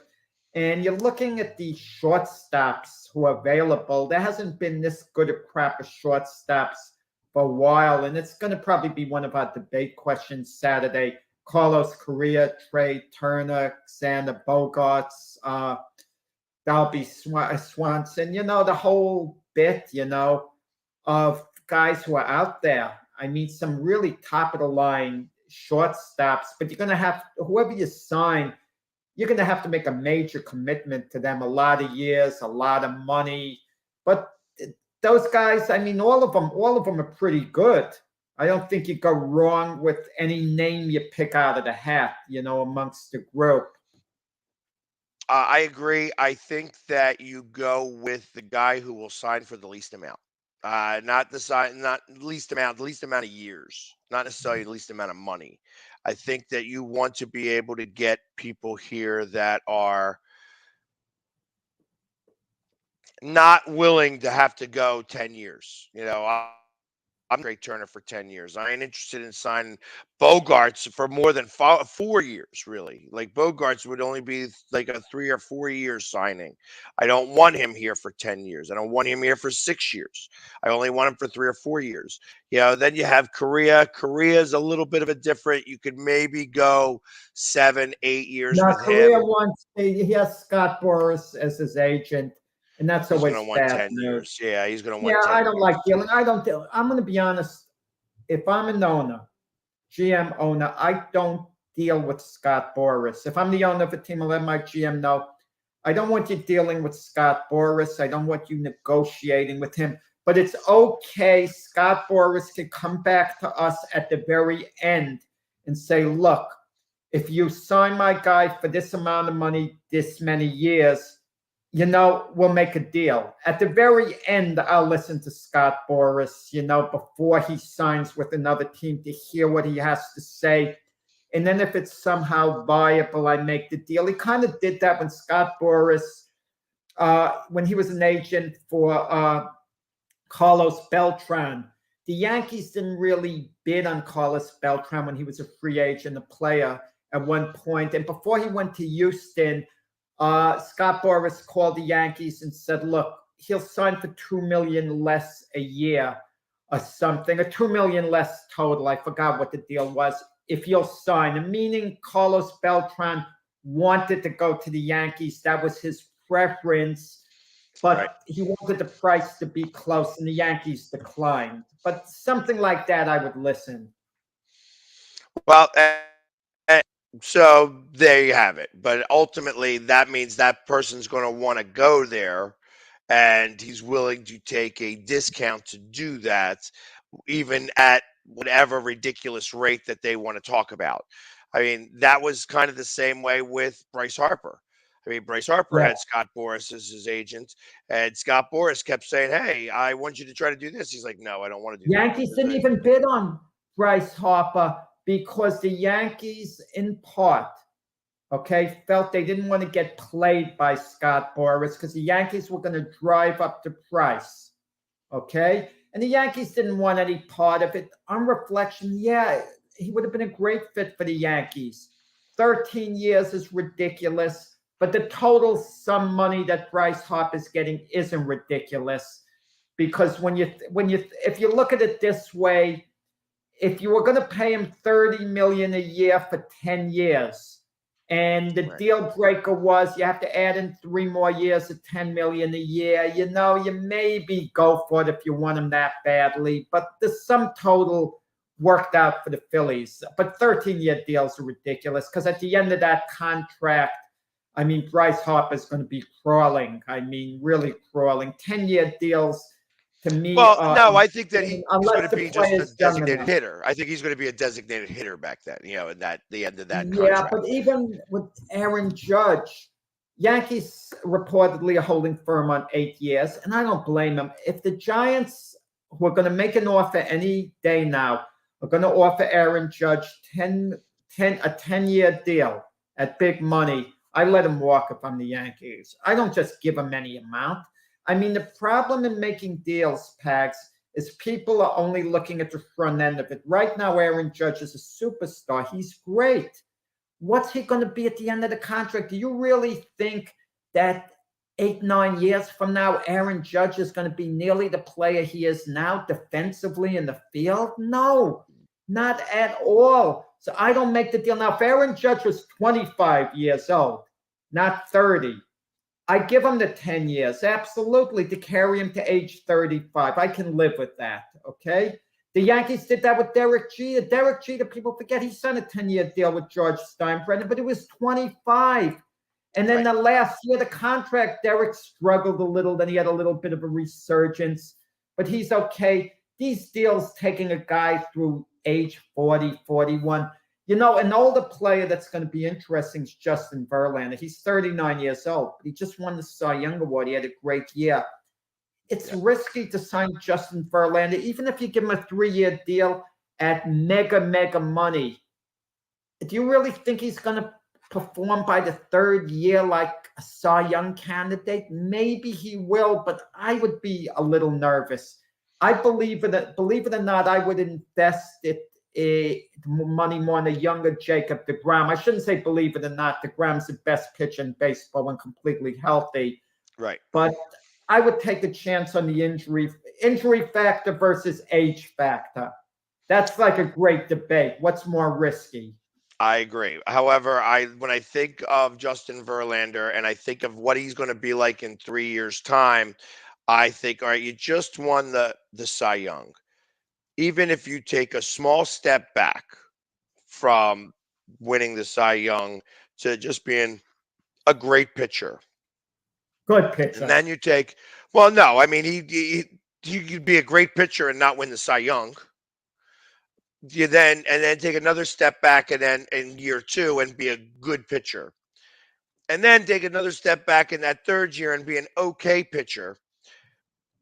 As an okay pitcher, an okay Justin Verlander, in comparison to, you know, any other pitcher not named DeGrom or Scherzer, Verlander is going to, you know, strike a little bit more fear into a batter. And it's his aura, that is his history, goes into the mindset of the batter. And he's going to be able to strike or get people out in general just because of his history, not because of the way he's pitching. And I think that you buy some of that when you give him a 3-year deal. Now, would I? No. I don't think somebody who's just about to turn 40 years old works on the staff of the Phillies right now. You can't bring somebody of that age in when everybody else is so young. I mean, it's great to have a veteran presence, but that veteran presence needs to be like, Schwarber, where he's a little older, but he's still fairly young. But he's been to the World Series. He's been in the playoffs. He's been a vocal piece of the locker room, and he's not that old. When you bring somebody of really age in there, they sit by themselves. They don't deal with as many people because they don't know how to communicate as well with a 23 or 24-year-old person. Yeah, there's certain deals, like when the Yankees signed Garrett Cole 3 years ago, the Yankees desperately needed an ace, desperately. And Garrett Cole had been on their radar forever. I think they drafted him. He went to college instead. They tried to work out deals with him, with the Pirates. Finally, they got their guy, but they signed him for 9 years, more than they wanted to. They had to add on an extra year, take him through age 36, and they made Garrett Cole the highest paid player in baseball history at the time at $36 million a year. That's going to an extreme. 9 years on a pitcher, he could get hurt, this and that. Now, Garrett Cole is 3 years into the 9-year contract. He has 6 years left. If you were the Yankees right now, hypothetically, okay, and you can get out from under the remaining 6 years at $36 million a year, no renegotiating the deal. Either you pay him the full amount, keep him the 6 years, or get rid of him. What would you do? Would you stay with him the remaining 6 years based on how he's done the last 3 years and what he could give you going forward? And keep in mind, he's still the ace of the staff, and He's been in the top 5 in the Cy Young Award voting all 3 years he's been there with the Yankees. Yeah, that being said, I think I would keep him. Yeah. And here's how I feel about that. I think that you get another 3 years of him as a starting pitcher, and then you start to transition him to the close. Maybe he could get 6 years from a starting pitcher. You might, but I think you're transitioning him. You're taking him out of the rotation packs immediately. I didn't say. I said you keep him for another 3 years in the starting rotation. Why don't you listen to what I say before you go and jump down my throat? I say you keep him in there for another 3 years, and then maybe start to transition him. If he's not doing his thing in 3 years from now, when you still have another 3 years left on the contract, you start to transition him to try to become a closer, because that's where I think that great pitchers have greatness throughout their entire career. The problem becomes is that they don't have the longevity of being able to pitch 100 pitches a game. That they only have that window becomes smaller to about 10 to 15 to 20 pitches a game. So at that point, you start to putting him in as a closer. I mean, right now, the Yankees could have used a closer all year long. A closer would have made a big difference. Now, you needed a starting pitcher too, and he was worthwhile being a starting pitcher. But if you were able to have somebody, again, of that level and that caliber, who's got greatness still left in him for 15 to 20 pitches a game, or 15 pitches a game, we'll say, because you got to do it on a more consistent basis, night in and night out. So you're only getting about 10 to 15 pitches a game. You want to be able to do that and get as much out of him as you possibly can. I would transition him to be a closer at that point. But that's 3 years down the line. Right now, you're right. He doesn't. And because I know Mac is not a fan of him, I know that he has done his job for the Yankees, that for these 3 years, he has been the ace of the staff. He has won his games. He has been in the top 5 or top 7 in voting for the Cy Young Award. So that being all said, he is, still a valuable asset, and you can't get rid of him because he happens to have 6 years left. If you're going to trade him away, somebody wants to take all 6 years off your hands. Well, now you still got to find somebody to replace him. And there are not many out there that can replace him. Let me tell you, you brought a smile to my face when you said of the bullpen Yankee pitcher. I just got this feeling, no evidence, a strong feeling. Adonis Chapman is going to wind up with the Phillies. The Phillies are going to take a fly on him, thinking they could straighten him out and he could be their closer. I just get that feeling, that they feel, well, his velocity is still up.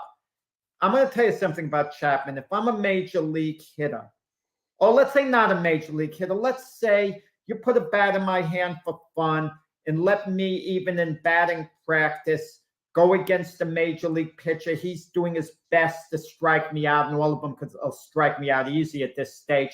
I would be scared to grab a bat against just about anyone to get in the box. But Chapman, I would be terrified that he's going to hit me on the head, not meaning to. He doesn't even know where he's throwing the darn ball. I mean, it's scary to face this guy. I mean, I really hope out of control in more ways than one. I'm not interested in the Phillies taking a flyer on him. I can see it. They love New York players. They did that with the Mets. And where did that get us? Zach Wheeler. They signed No, him. not Wheeler. Not Wheeler. I'm talking about their bullpen guy. David Robertson. The bullpen guy who could never get anybody out. David Robertson. I don't remember his name. No, he was a Yankee. He talking to Gregorius. He was Gregorius, former Yankee. No, this was a pitcher, and I can't remember his name, but they dropped him. They dropped him at the same time. They dropped him with the same time as Didi Gregorius. They dropped the pitcher, and because he couldn't get anybody out, he was serving up home runs. It was just and they said his velocity was still up, but the Mets were happy to get rid of him, and then he couldn't get anybody out whatsoever. So, I think that when I look at that and I think about that and taking the flyer on that guy to see if you could work him out. Pags, I wouldn't do Chapman. Phillies are good enough to go to the playoffs without making any moves. They could just stand pat completely. No. I believe that we absolutely still need bullpen help. I would love a real closer. I need a real closer. I can't stand this closer by committee.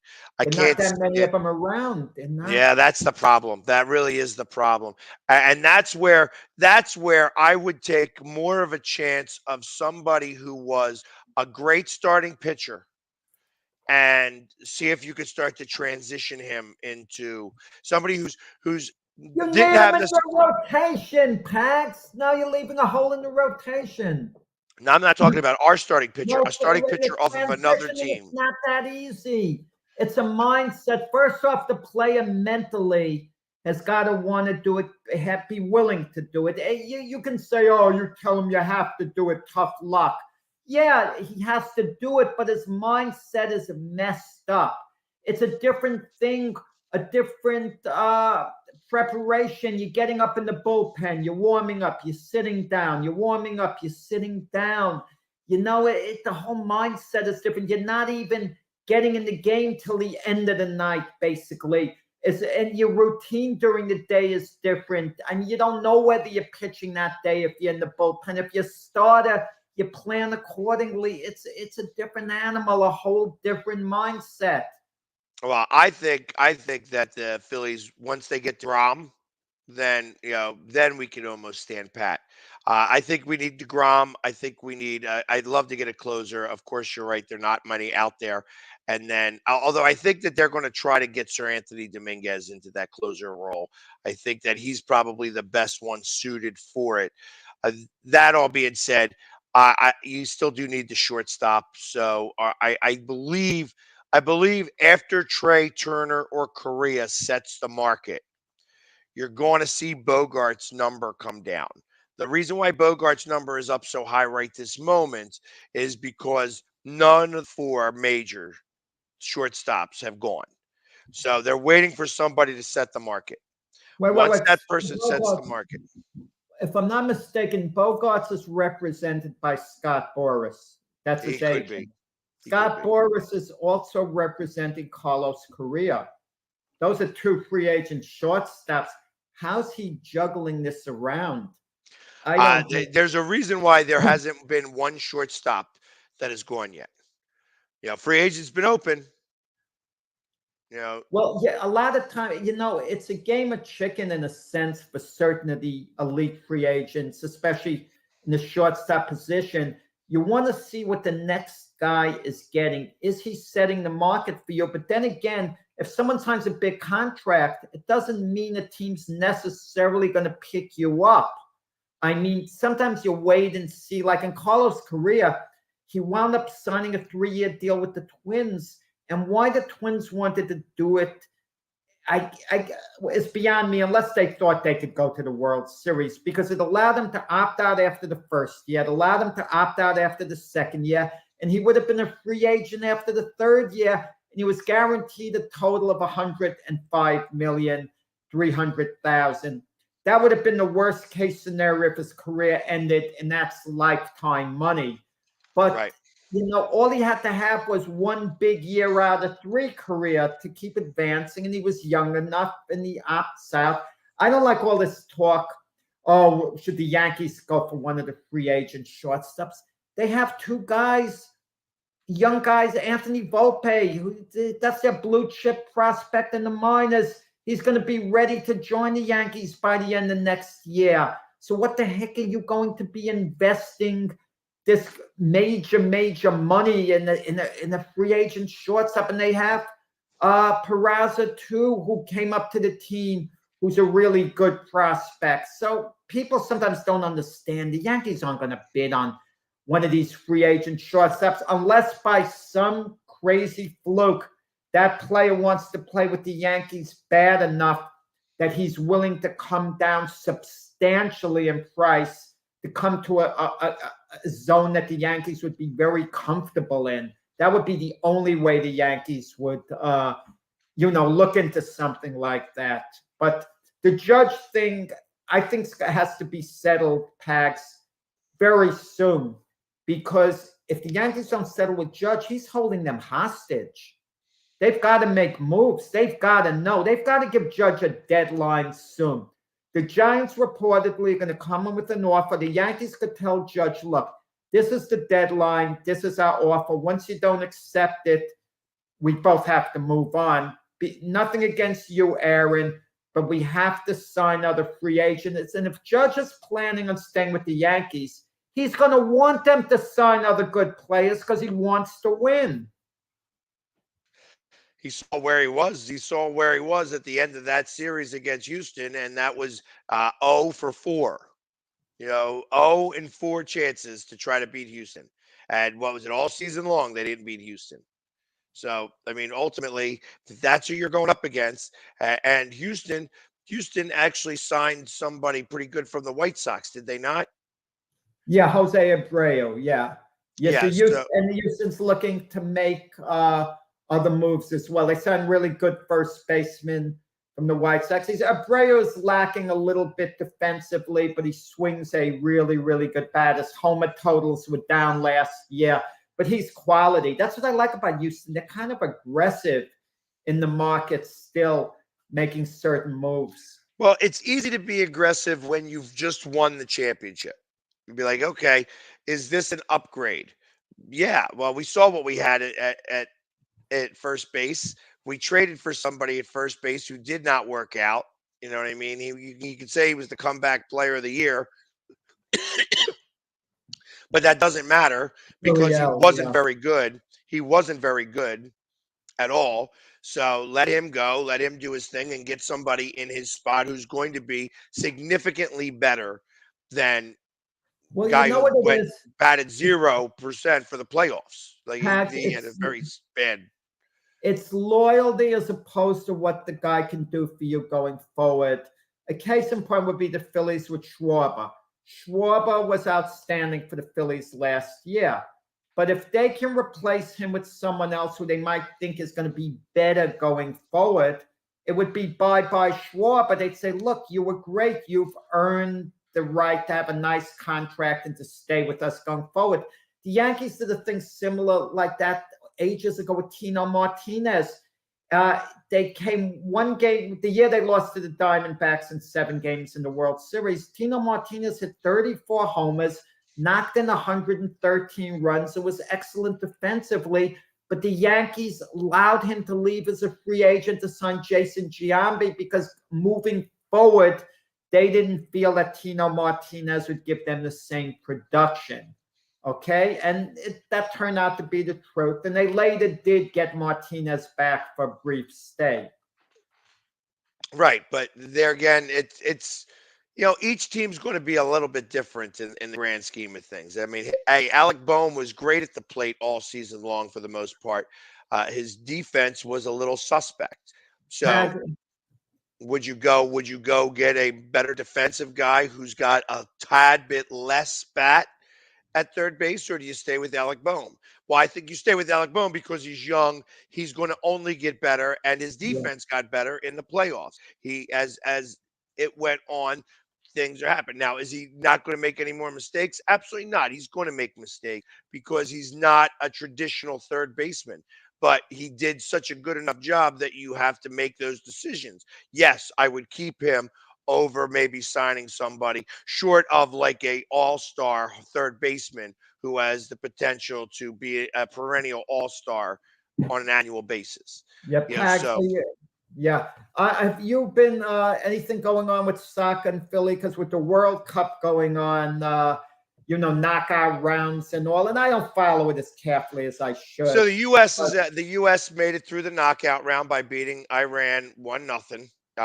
Most recently. So the MLS is done right now. Yeah, the MLS is done. The guy who scored the goal wound up was a Union player who they traded away and then wound up playing over in Europe now. There's another guy, Aronson, who was also a Union player who was playing on the U.S. national. So the championship on the same day the Phillies lost the World Series. And they lost in penalty kicks. Did you see the tweet with Canelo Alvarez and the Argentine player Lionel Messi? What happens in the locker rooms, apparently, when the games are over, the flags are put down on the floor, like all of them, whatever.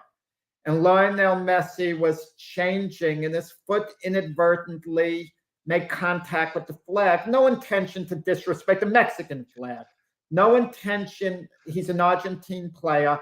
No intention to disrespect the Mexican flag. As the video showed, it inadvertently, made contact.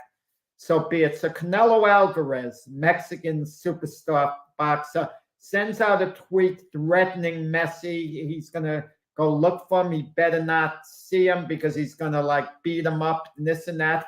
And one of the other Argentine players said that Canelo in a tweet, cool it, Canelo. He wasn't disrespecting the flag. They're put down. You don't know what goes on in locker rooms during soccer. So Canelo goes off against the other Argentine player. And the Argentine player says, now you've antagonized all the people in Argentina. Argentina hates you, Canelo.